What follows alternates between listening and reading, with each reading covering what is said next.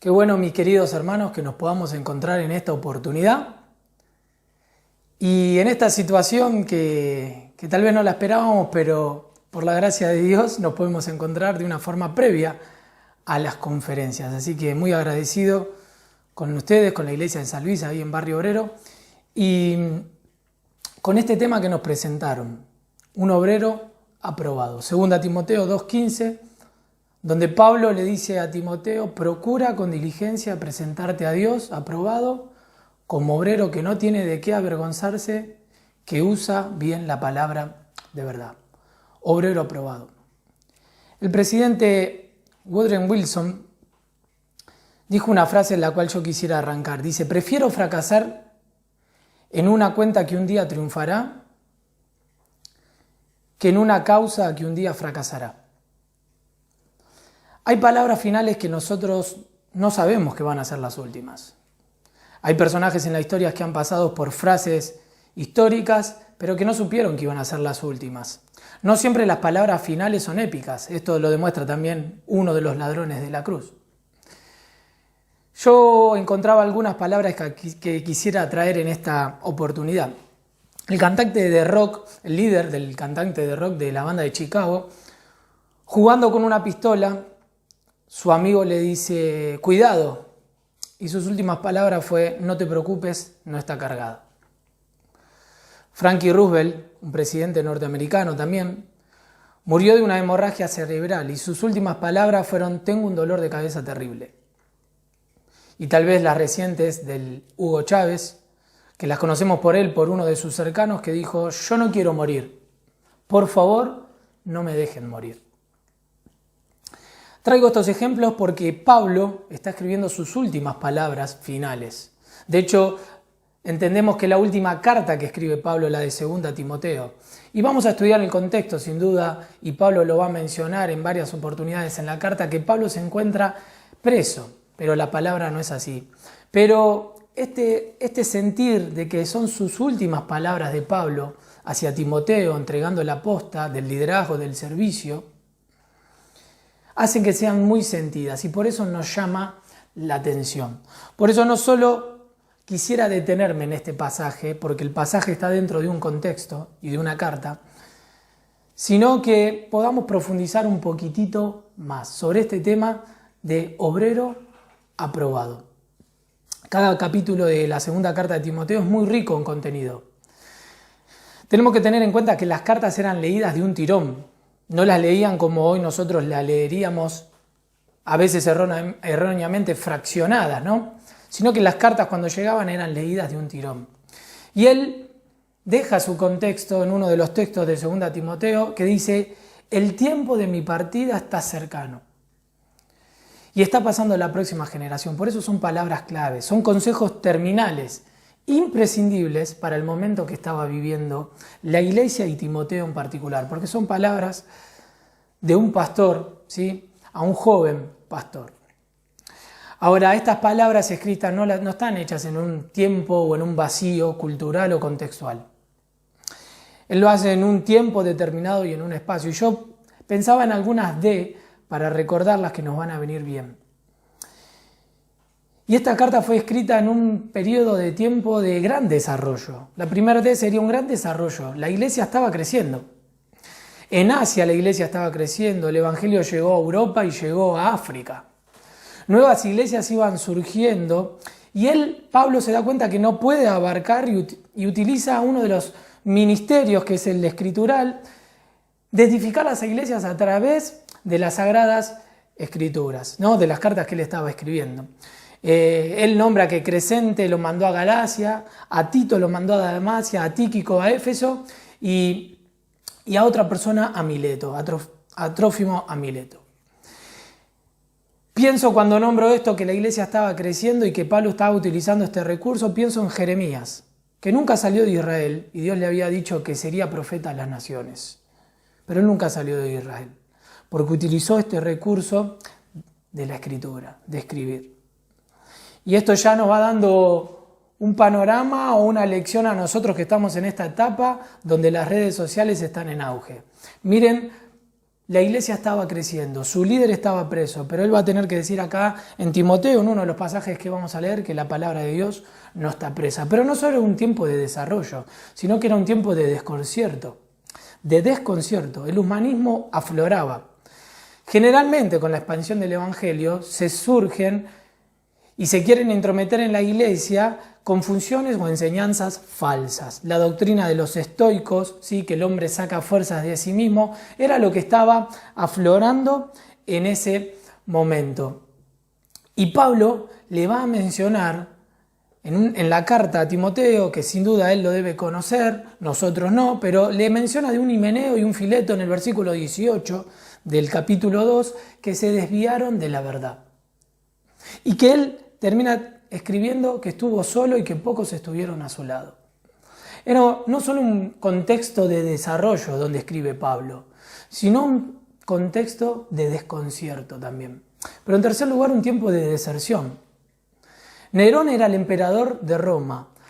Sabemos por Tácito o por distintos historiadores, Josefo, que Nerón hizo una presión, una persecución tremenda contra los cristianos. De hecho, mandó a incendiar Roma. Y se dieron cuenta, y él le echó la culpa a los cristianos y a los judíos. De los 14 barrios que se habían incendiado, los 4 que habían quedado de pie eran donde estaban los cristianos y los judíos. Y él, en un acto de mostrar su generosidad, habla de los palacios, pero era todo un simulacro para demostrar algo que él no vivía, y esa fue una gran persecución. Muchos historiadores coinciden que fue el tiempo en donde murió Pablo. Ahora, volviendo al contexto, era un tiempo de deserción. Dice Pablo, todos me abandonaron, Demas también me abandonó. Y dice que frente al César estuvo solo. Pensar que en una carta, que en esta que también vamos a leer, Pablo tiene que escribirle que le traiga unas ropas, un capote, un abrigo. Y esto es lo que estaba viviendo, un tiempo de desconcierto, pero también era un tiempo de deserción. Pero en último lugar también es un tiempo de definición. Y esto es lo que vamos a ver, y esto es lo que le escribe a Timoteo. Un tiempo de definición, porque el siervo de Dios se debe parar en la grieta y anunciar las verdades del Evangelio. Por más que el mundo quiera anunciar nuevas verdades que no son verdades, el hombre de Dios, el siervo de Dios, se tiene que parar frente a la grieta y decir, acá está el Evangelio de Cristo. Y le va a tener que decir, porque Dios no nos ha dado un espíritu de cobardía, sino de poder, de amor y de dominio propio.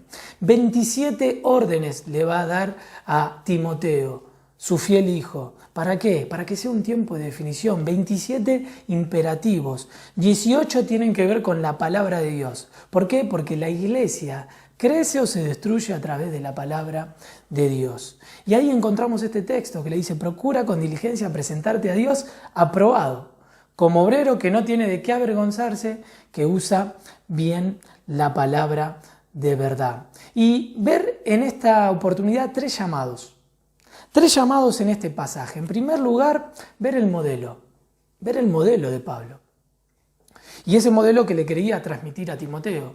Pero en segundo lugar, ver la motivación de Pablo. ¿Por qué le escribe? Y en último lugar, ver el mensaje.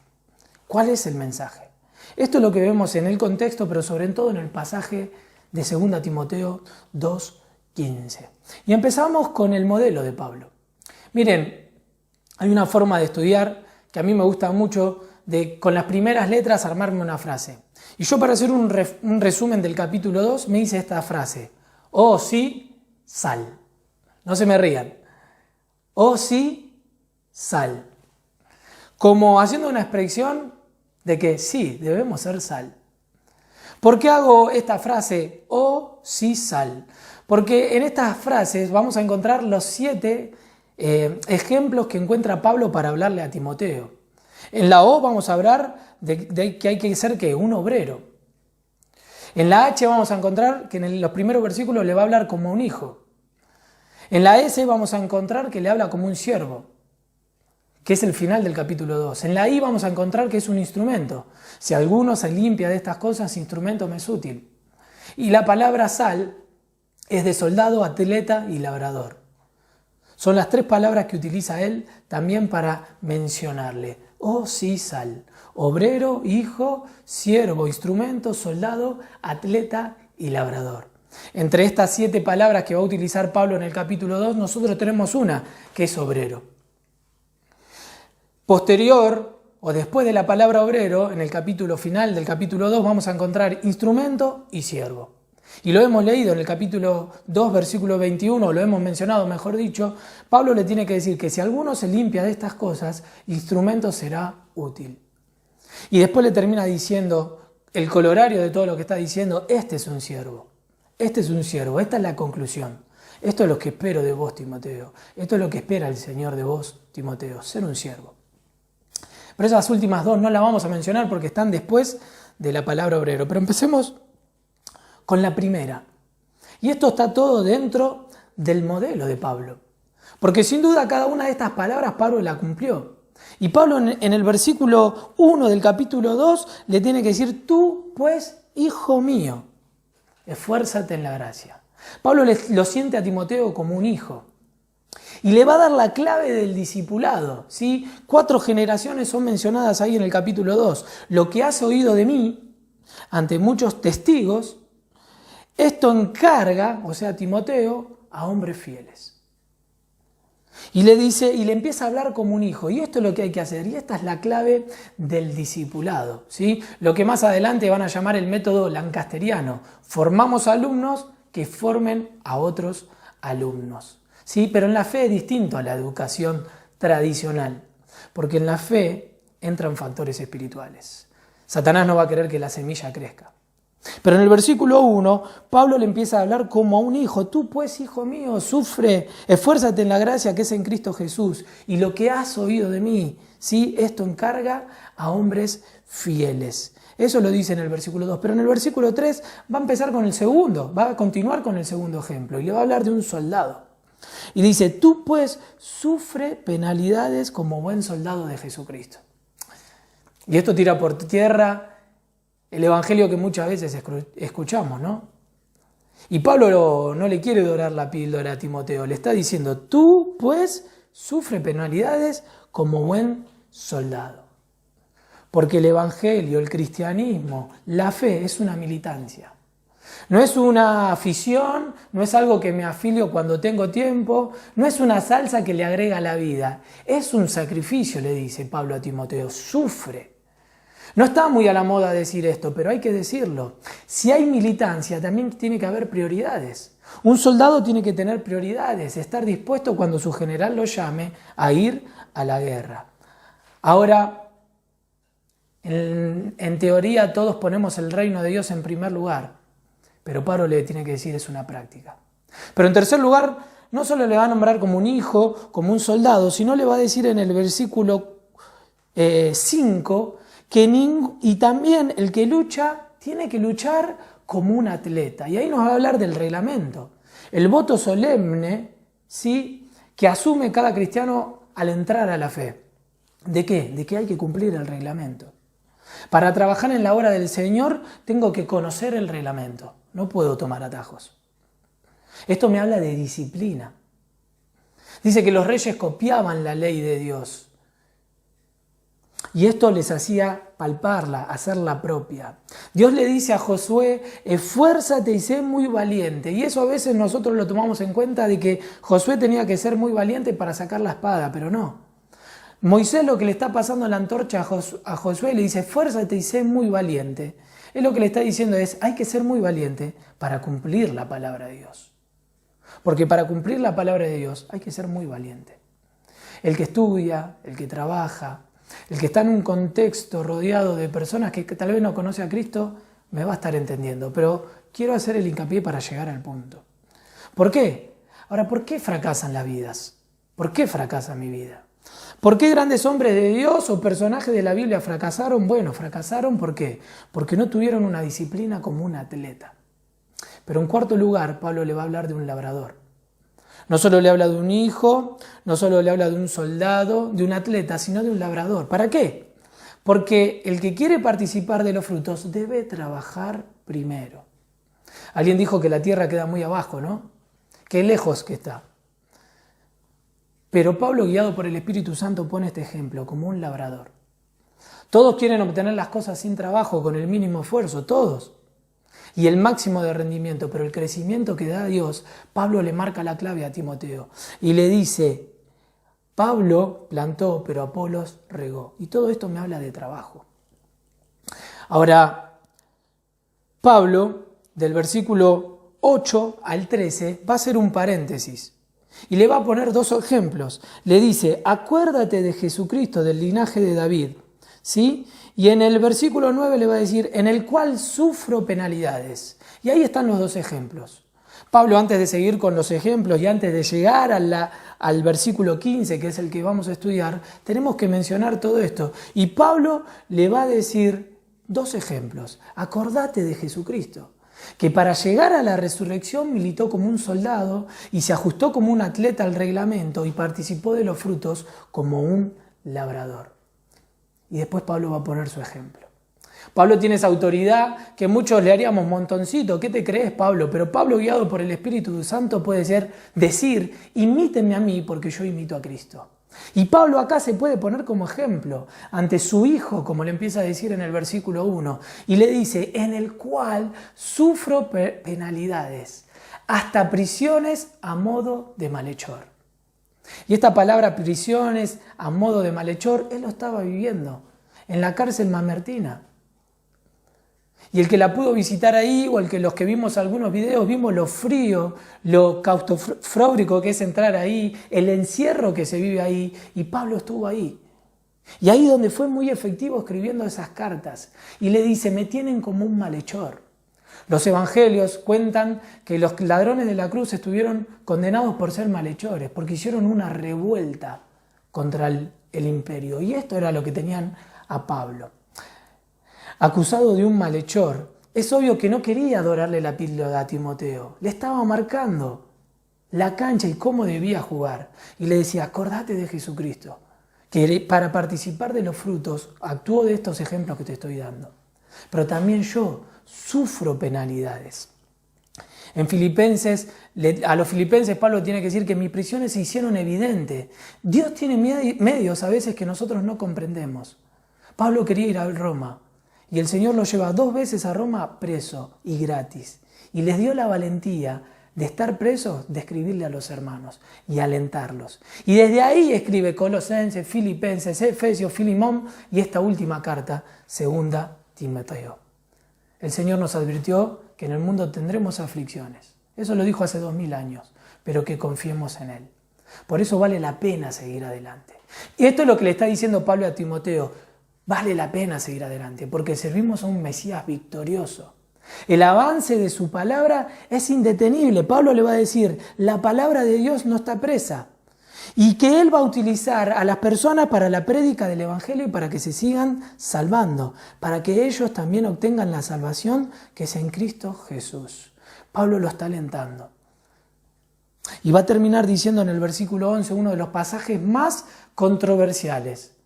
Uno de los pasajes que muchas veces sacamos de su contexto y entendemos y le va a decir, palabra fiel es esta. Le va a ser uno de los cánticos que tal vez cantaba la iglesia primitiva. ¿Sí? Que si somos muertos con Él, también viviremos con Él. Si sufrimos, también reinaremos con Él. Si le negaremos, Él también nos negará. Si fuéramos infieles, Él permanece fiel.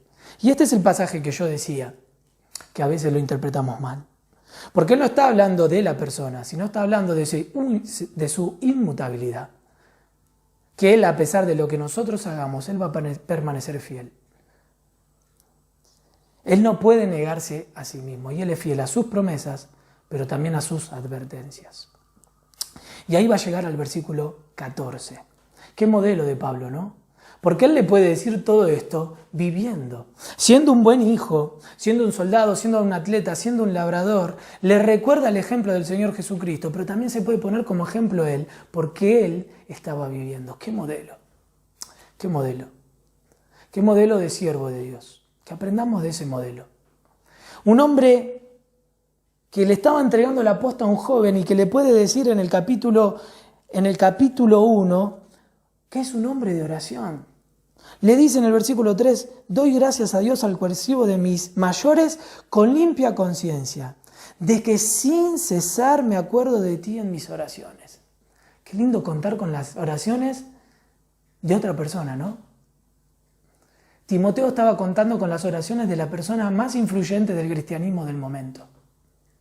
Pero qué modelo el de Pablo, de detenerse y orar, de que sin cesar me acuerdo de ti en mis oraciones.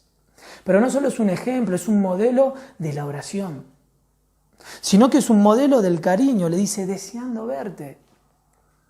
Pablo le escribe, deseo verte, Timoteo, al acordarme de tus lágrimas. Pero no solo es un modelo de oración, de cariño, sino es un modelo que comisiona. Le dicen en 2 Timoteo 1:6, por lo cual te aconsejo que avives el fuego del don de Dios que hay en ti por la imposición de mis manos. Él le estaba dando la autoridad, le estaba impulsando, comisionando al servicio que tenía que hacer Timoteo. Pero en último lugar, ¿qué modelo de respaldo? 2 Timoteo 2:5 le dice, trayendo a la memoria la fe no fingida. Muchos dicen que de la juventud hoy por hoy no podemos sacar nada. Yo no creo que sea así. Es más, amo la juventud y trabajo con la juventud. Porque soy parte y porque me gusta cuando apoyan y nos apoyan a la juventud. Y Pablo estaba haciendo eso, recalcando la fe no fingida que había en un joven. Y le dice, la fe no fingida que hay en ti, la cual habitó primero en tu abuela y en tu madre. Pero antes de pasar rápidamente al modelo, a un paréntesis. Porque estamos viendo el modelo de Pablo. Y no lo estoy sacando del contexto, porque el que está citando el texto, procura con diligencia, es alguien que le fue modelo. Uno no podría cumplir, mi hijo o alguien que estoy discipulando, cumplir con algo que no ve en mí. Por eso, en primer lugar, ver el modelo. Pero quería hacer este paréntesis antes de avanzar. Ver el modelo, pero también ver el modelo de la madre y de la abuela de Timoteo. Dice que tenía un padre griego, que sin duda no podía entrar en la sinagoga, que estaba en un lugar apartado. No sabemos por qué la madre de Timoteo se casó con un griego, pero lo que sí sabemos es que fue una fiel madre. Y que Pablo le va a decir en Timoteo, en lo que leímos recién, la fe no fingida que habitó en tu madre y en tu abuela. Y en 2 Timoteo 3:15 le dice, y que de la niñez has sabido las sagradas escrituras, las cuales te pueden hacer sabio. Y Pablo se lo menciona desde la niñez. Desde la niñez. Vaya si tuvieron limitaciones esas mujeres. Vaya si tuvo limitaciones esa madre con un esposo griego. Pero pudo criar un Timoteo. ¡Qué modelo! ¡Qué modelo! Dice que la fama de Timoteo era extendida por todos lados en la época donde no había redes sociales, Twitter, Facebook, Instagram. Pero dice que su testimonio era reconocido por las distintas ciudades. ¿Pero sabes por qué? Porque tuvo buenos modelos. Yo sé que del otro lado hay matrimonios, hay padres como yo, pero también hay jóvenes. Que seamos buenos modelos. Buenos modelos.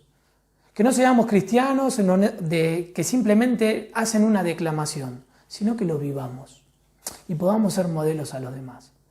Para que le podamos decir, procura con diligencia presentarte a Dios aprobado. ¿Por qué? Porque yo me presento aprobado y porque yo también utilizo la palabra de verdad. Y eso es lo que le va a decir a Pablo. Pero en segundo lugar, no solo ver el modelo, ver la motivación. ¿Y cuál era la motivación de Pablo? Les dice, procura con diligencia. La palabra diligencia en distintos pasajes significa exactitud. Pero en este pasaje habla de una prontitud, ¿sí? La palabra diligencia acá habla de apresurarse, de poner esfuerzo, un énfasis, ¿sí? Le dice, procura, ¿sí? En otras versiones dice, pone todo tu esfuerzo con diligencia, presentarte a Dios aprobado. Vamos a tener un examen final en el cielo. Para los que somos hijos de Dios, no para salvación, ya seremos salvos, pero estaremos con el gran maestro. Ese clima que se genera cuando tenemos que dar un parcial es tristísimo, ¿no? Nuestras caras de temor hasta que estamos con el parcial. Y ese temor que me da presentarme ante el Señor y que capaz que el Señor me tenga que decir, ¿por qué hiciste todo esto si yo no te lo mandé? Bueno, eso no va a pasar si nosotros hacemos caso a lo que Pablo le dice a Timoteo. Procura con diligencia presentarte a Dios aprobado. Hay un examen final, pero hay un examen que es a diario. Es un parcial que es a diario. ¿Y cómo hay que presentarse? Con diligencia, presentarse a Dios aprobado. Como obrero que no tiene de qué avergonzarse, que usa bien la palabra de verdad. Yo veo acá que Pablo lo divide en dos. Por la moralidad y también por la palabra de Dios. Le hace un encargo solemne, como un obrero. Qué linda palabra es ahí, obrero, aprobado. Ahí la palabra aprobado es dókimos, que significa que es diferente a la palabra aceptado, porque somos aceptos en el amado. Hay una diferencia entre ser aceptado. Los que creemos en Dios somos aceptados, pero hay una diferencia entre ser aprobado. Muchos aceptados tal vez no sean aprobados.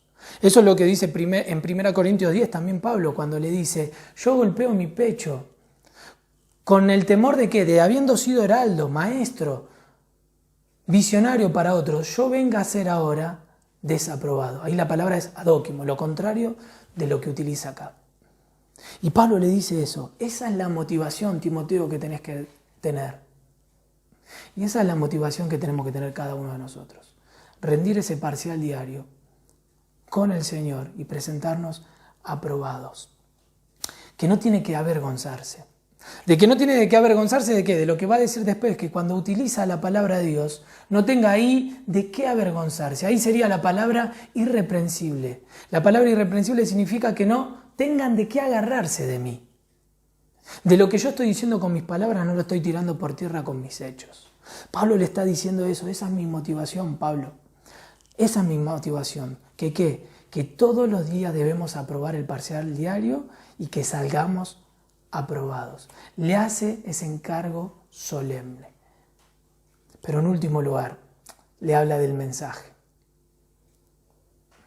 Y ahí le dice, como obrero que no tiene de qué avergonzarse, que usa bien la palabra de verdad.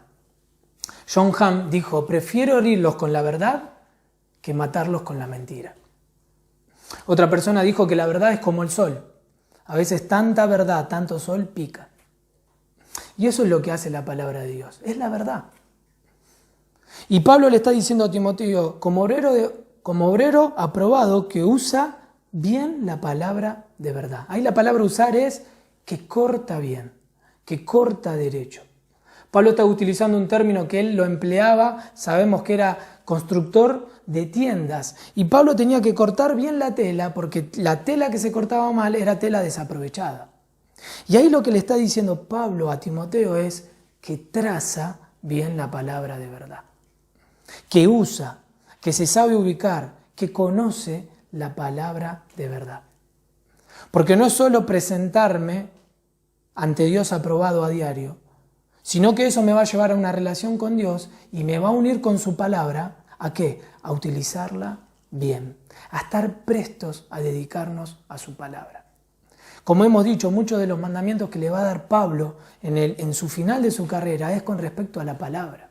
¿Por qué? Porque estaban surgiendo las primeras herejías, desconciertos. Y Pablo también en 1 Timoteo 4:13 le tiene que decir, entre tanto que voy, ocúpate en la lectura, la exhortación y la enseñanza. Dios no nos está demandando que tengamos cabezas grandes de teologías y poca práctica. Lo que nos está diciendo es que lo poco o lo mucho que sepamos lo pongamos en práctica. Haz el esfuerzo, le dice a Timoteo. Poné todo tu esfuerzo, no solo para presentarte a Dios aprobado, sino que eso te va a llevar a que seas un obrero que utiliza bien la palabra de verdad. Porque si no, todo lo que decimos va a ser mentira. Tal vez no sea a través de la persecución, pero sí sea a través de la presión que hoy nos quieran meter en los moldes del mundo, en las ideologías que hoy pregona este mundo. El obrero que utiliza bien la palabra de Dios sabe discernir. Y por eso creo que le dice estas tres bases del ministerio. En primer lugar, transmite heroicamente la fe. Y ahí le deja el modelo. Transmite heroicamente la fe. Pero le dice, busca la aprobación de Dios. Esa es la motivación que tenés que tener, Timoteo. Busca la aprobación de Dios y no la de los hombres. Pero en tercer lugar, el mensaje, transformemos nuestra vida. Transformemos nuestra vida para que seamos instrumentos útiles en sus manos. Eso es lo que produce las Escrituras. Alguien que traza bien la palabra verdad va a ser alguien que sea transformado a través de su palabra. Termino con una historia. En el año 110 después de Cristo hubo un obispo llamado Ignacio de Antioquía, de Siria. Él escribe 7 cartas animando a los hermanos como referente de la iglesia. Pero el emperador del momento, Trajano, decide mandarlo a buscar y matarlo. Que él tenía que ser ejecutado y lo manda a buscar de Siria y lo manda hasta Roma. Algunos dicen que en ese trayecto es cuando este obispo Ignacio escribe su última carta alentando a los hermanos. Y cuando llega ahí, frente a los leones, frente a la multitud que lo estaba mirando, todos expectantes, porque muchos de ese momento, cristianos, cuando se le daba la oportunidad de hablar, claudicaban de su fe. El emperador, frente a Trajano, le da la oportunidad de hablar. Y le dice, ¿te arrepientes? Y Ignacio está frente al emperador, frente a los leones, frente a la multitud, y sabe que la sentencia estaba semifirmada. Y se le da la última oportunidad para renunciar a su fe. Y él dice sus últimas palabras. Se hace un silencio y le dice, lamento no tener otra vida. Lamento no tener una vida más, porque si la tendría, la daría por Cristo. Estos son los hombres que nos precedieron. Estos son los hombres de Dios que nos precedieron. Aprendamos de su modelo, de su motivación y de su mensaje. Que Dios los bendiga.